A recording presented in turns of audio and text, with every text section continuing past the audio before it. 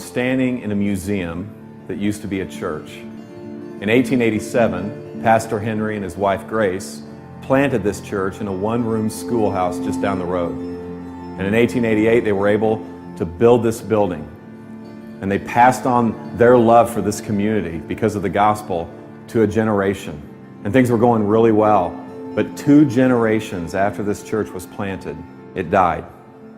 And you can see the pictures behind me of the faithful members of this congregation. And many of them lie in the graveyard behind the church. This church had a man crisis. It was men who made this church come alive, and it was probably men who caused this church to die.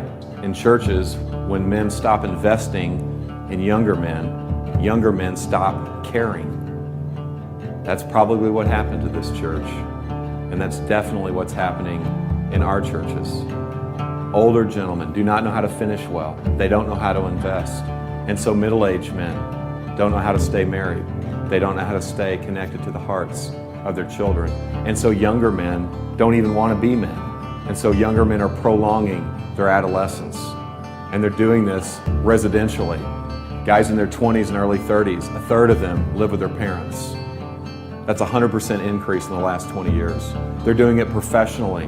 Men 18 to 42 will change jobs 11 times. They're doing it recreationally. The average age of a video game user is 35 years old. And so when these men finally stop fondling the controller, they fondle themselves. Every second of every day, $3,000 is spent on pornography. Every second. We need better men, which means we need better pastors. We need pastors who are not boys, but are men. Pastors who are not trying to prolong their adolescence, but pastors who are trying to be the men that God has called them to be. They are qualified men in their character. They are called men to serve God's church. They are determined men. They are dependent men. They are tough men. They're able to take a punch. They're able to handle circumstances. They're tender men. They're able to love their wives and love their kids and to teach their church to love their community. Tragically, the last time the gospel was preached from this pulpit to this church was 1957. 3,000 to 4,000 churches this year will close just like this church. Why?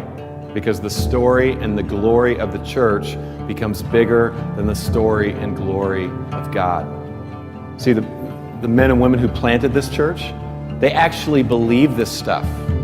They actually believe that Jesus lived a perfect life, that he died a brutal death, and that he rose again, triumphing over sin and death.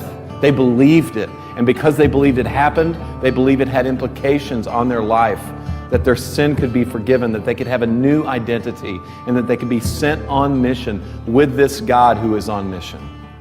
But the reality is most Christians are not on mission. A recent poll said that 60% of all Christians felt no obligation whatsoever to share their faith. Now, the temptation for us pastors is to beat the sheep with a stat like that in our sermons. But here's the reality, guys. They're simply imitating and following our example. We need a glimpse of the God who is on mission. My friend Dave was meeting with a consultant who asked him this question.